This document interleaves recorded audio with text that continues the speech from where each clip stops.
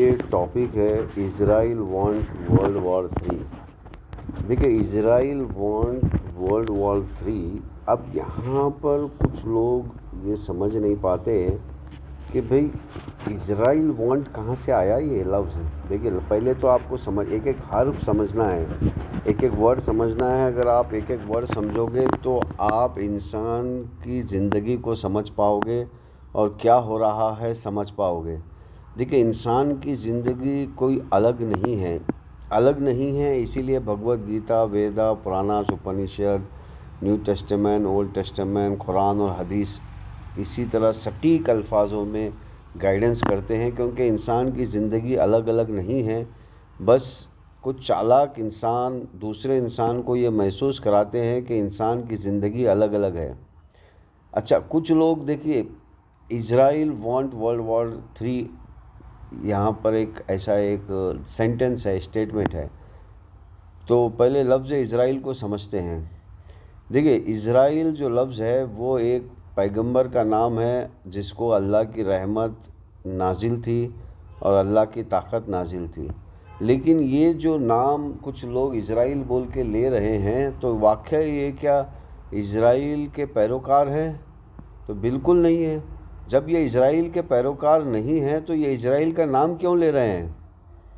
تو یہاں پر یہ بات سمجھنی ضروری ہے۔ دیکھو، یہ لوگ اسرائیل کا نام اس لیے لے رہے ہیں کیونکہ یہ اپنے ساتھی دار کو، اپنے فالوورز کو یہ بتانا چاہتے ہیں کہ بھیا ہم جیتیں گے، ہم کسی طرح بھی جیتیں گے، جس طرح اسرائیل نے جیتا تھا۔ یعنی کہ اسرائیل جو پیغمبر کا نام ہے، انہوں نے اپنی زندگی میں جس طرح جیت حاصل کی تھی، اسی طرح ہم بھی جیتیں گے۔ یہ کون کہہ رہا ہے؟ تو یہ شیطانی لوگ اپنے لوگوں کو اسرائیل کا نام لے کر، یعنی کہ پیغمبر اسرائیل کا نام لے کر بھروسہ دلا رہے ہیں۔ تو یہاں پر جو لڑائی ہے وہ انسان کی ایک سوچ، یعنی کہ ایک انسان کی سوچ کی لڑائی ہے۔ ایک انسان جو نیگیٹو سوچتا ہے، ایک انسان جو پازیٹو سوچتا ہے۔ اگر آپ قرآن پڑھیں گے یا پھر بھگوت گیتا، ویدا، پراناس، اپنشد پڑھیں گے یا پھر بائبل پڑھیں گے یا پھر آپ اسی طرح کوئی مذہبی کتاب پڑھیں گے، تو آپ کو پتہ چلے گا کہ ایشور نے، اللہ تعالیٰ نے، گاڈ نے انسان کو دو قسموں میں بانٹا ہے۔ ایک ہے منافق اور ایک ہے مومن، اور ایک ہے کافر۔ یعنی کہ ایک ہے منافق اور ایک ہے مومن، دو قسمیں۔ اچھا، منافق کے اندر ایک کافر ہے اور منافقوں کی الگ قسمیں ہیں۔ تو کافر کیا ہوتا ہے؟ کافر یہ ہوتا ہے کہ وہ اعلانیہ اللہ سے اور اللہ کے رسول کی بغاوت کرتا ہے، اعلانیہ یعنی کہ جان کر۔ اور مومن کیا ہوتا ہے؟ وہ اللہ اور اللہ کے رسول کی اطاعت کرتا ہے۔ تو یہ دونوں کے بیچ میں ہمیشہ لڑائی چلتے رہی ہے۔ تو اب دیکھیے، کافر کے پاس لوگ نہیں ہیں۔ کافر کے پاس کیا نہیں ہے؟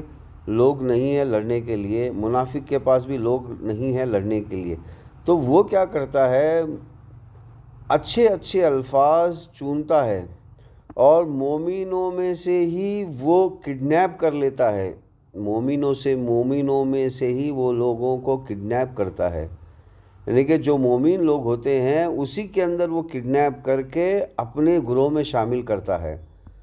تو اب یہ جو پروسیس ہے اس کو سمجھنا ہے۔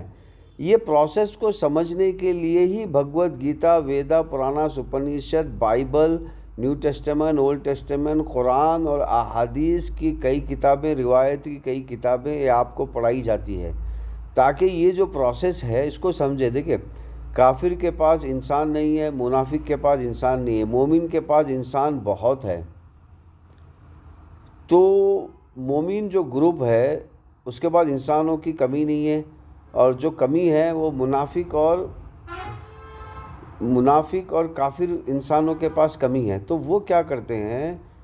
ایک تو جو مومن منافق ہوتے ہیں، یعنی کہ وہ جو منافق اور کافر ہوتے ہیں، وہ کیا کرتے ہیں؟ مومنوں کی جماعت میں گھس کر مومنوں کی جماعت کے لیڈرشپ تک پہنچ جاتے ہیں، تاکہ ان سارے مومنوں کو اپنے لیے استعمال کیا جائے۔ تو اس پروسیس کو سمجھنے کے لیے ہی قرآن ہے. اسی لیے اللہ کے رسول نے فرمایا کہ جب تک کوئی انسان قرآن نہیں پڑھتا وہ مسلمان نہیں ہو سکتا. اللہ کے رسول نے فرمایا جب تک کوئی انسان کوئی مسلمان یہ 3 چیز کا علم حاصل نہیں کرتا وہ مسلمان نہیں ہو سکتا. 3 چیز کا علم: میری کتاب، میری زندگی، میرا خاندان.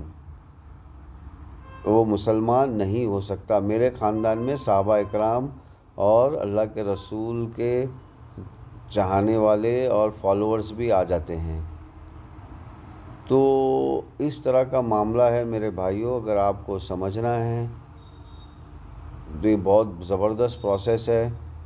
اب یہ اس کو خوبصورتی سے قرآن میں سورہ کاف کی آیت نمبر 106 یا 105 میں نے کہ 100 نمبر سے لے کر 110 نمبر کی جو 10 آیتیں ہیں اس صورتوں میں اللہ تعالیٰ کہہ رہا ہے کہ تم افحسب، یعنی کہ کیا تم سمجھتے ہو کہ ہم حساب نہیں لوگے؟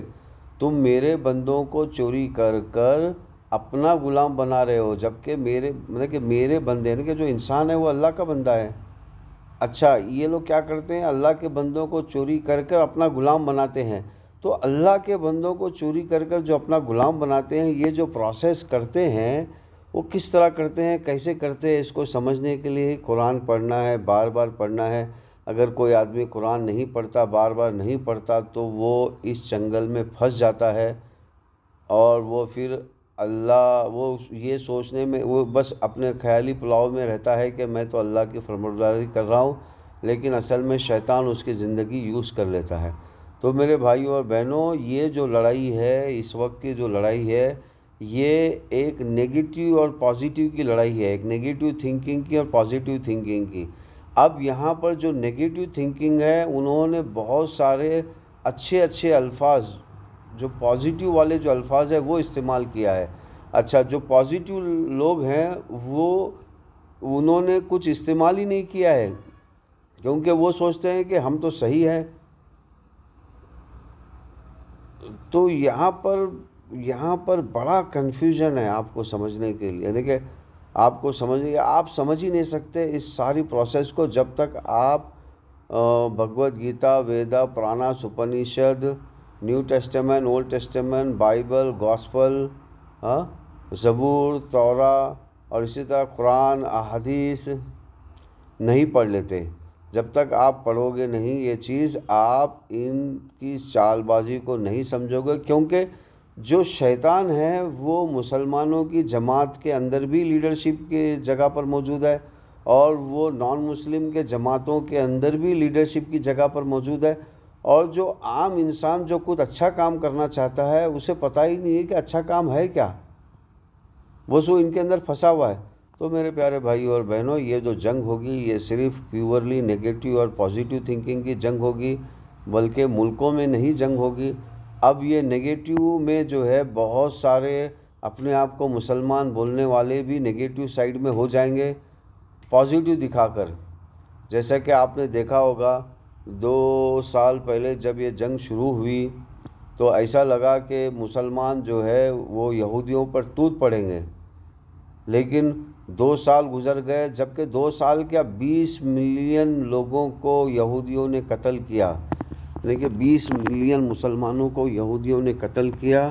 اور آج تک کوئی مسلم لیڈرشپ اس کے آگے نہیں آئی، کیونکہ مسلم جو لیڈرشپ ہے وہ نیگیٹو سائیڈ میں ہے اور وہ کمان سنبھال رہی ہے پازیٹیو مومن مسلمانوں کی. اب مومن مسلمان وہاں پر پھنسے ہوئے ہیں، تو ان کو باہر نکلنا ہے. باہر نکل کر اس نیگیٹو اور پازیٹیو کی جو جال بازی ہے اس کو سمجھنا ہے.